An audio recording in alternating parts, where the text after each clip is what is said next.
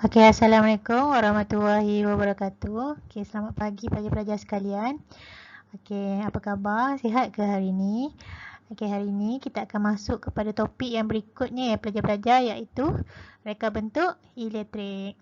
Okey, dalam reka bentuk elektrik ni, kita akan masuk pada subtopik 2.3.3, iaitu membuat pengiraan parameter elektrik dalam reka bentuk lita.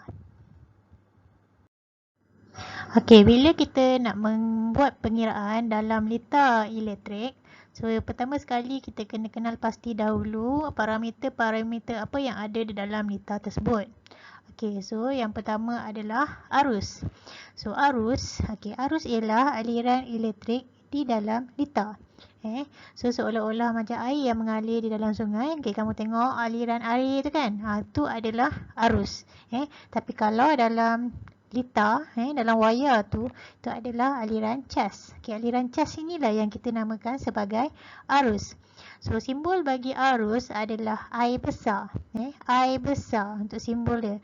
Dan unit bagi arus adalah ampere, iaitu A besar. Okey. So manakala alat untuk mengukur arus di dalam lita adalah ammeter. Okey, ammeter. Okey. Okey, pelajar-pelajar.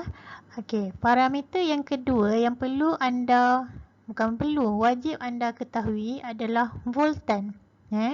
Voltan adalah beza keupayaan elektrik ataupun daya gerak elektrik. So, selalunya voltan tinggi. Kalau voltan tu tinggi, so bermaksud nilai ni adalah besar.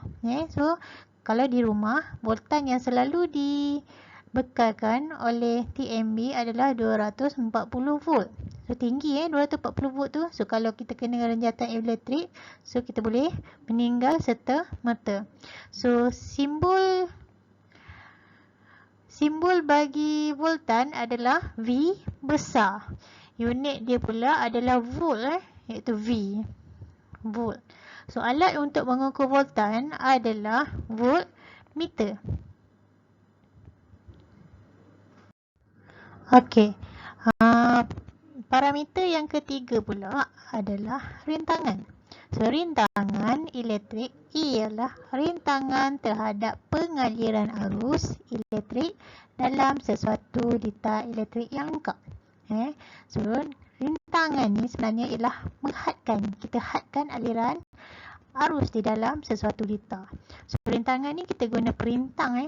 So, perintang ni, katakan kita letak perintang, beberapa jumlah perintang di dalam lita. So, perintang ni dia hadkan aliran arus kat dalam lita tersebut. So, selalunya kita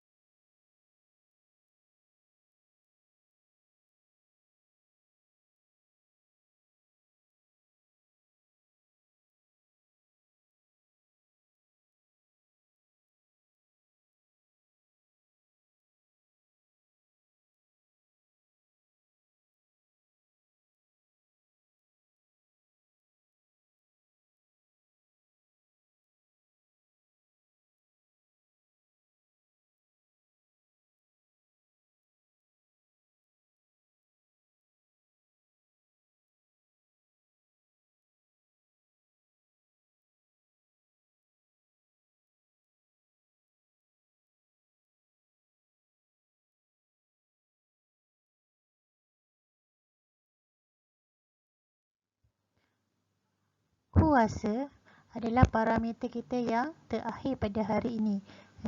Dan definisi dia adalah kadar kerja yang dihasilkan oleh arus elektrik dalam masa yang tertentu. Kuasa pada sesuatu alat elektrik ditakdirkan sebagai kadar di mana tenaga elektrik digunakan oleh pengguna oleh alat tersebut. Dan kerja yang dihasilkan adalah dalam bentuk haba cahaya, putaran dan juga gerakan. Okey, pelajar. Dan kuasa ni selalunya kita guna, macam mana kita nak cari dia adalah dengan cara guna formula. Formula dia ialah kuasa sama dengan arus darab dengan voltan. Kita kena tahu dahulu jumlah arus dan juga jumlah voltan di dalam lita, baru kita boleh dapat nilai kuasa. Okey. Bila pelajar-pelajar dah faham apa itu arus, voltan, rintangan dan juga kuasa, okey, pelajar dah boleh apply hukum Ohm. Hukum Ohm di mana V sama juga I darab R. Di mana V adalah voltan, I adalah arus dan R adalah rintangan. Okey, boleh tengok dekat segitiga ni. So, bila kita nak cari arus pula, kita tutup saja I. So, I sama juga voltan bahagi rintangan.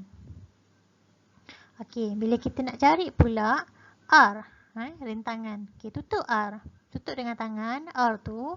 Kemudian R rintangan sama juga voltan V besar tu bahagi dengan arus.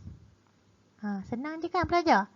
So, guna segitiga ni je untuk kita kira tiga-tiga parameter dalam lita. Okey, boleh. Okey, dah siap dah. Okey, kita guna formula VIR tadi, guna hukum Ohm. Kita pergi pula kepada PIV. Yang ni bukan hukum Ohm.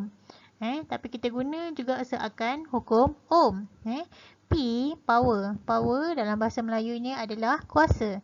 Sama juga arus darab voltan. Okey. So P sama juga arus darab voltan. Okey. So bila kita nak cari arus, okey, kita tutup arus I So arus I sama juga P bahagi V. P adalah kuasa, V adalah voltan. Manakala bila kita nak cari pula nilai voltan, okey, kita boleh tutup V. V besar ni Kemudian kuasa iaitu P bahagi nilai arus iaitu I. Okey, senang je kan belajar kan? So tak payah nak hafal-hafal. So guna saja PIV ni. Okey, dan kalau hukum Ohm kita guna VIR. Okey. So faham kan? So, apa yang perlu anda buat pada kelas hari ini, anda lengkapkan modul yang cikgu dah bagi pada kelas yang sebelum ni. Muka surat 1 sahaja. Muka surat 2 tu tak payah buat lagi. Okey, boleh? Okey, boleh ya pelajar? Okey, sekian sahaja untuk kelas kita pada hari ini. Bye. Kita jumpa lagi pada kelas yang berikutnya.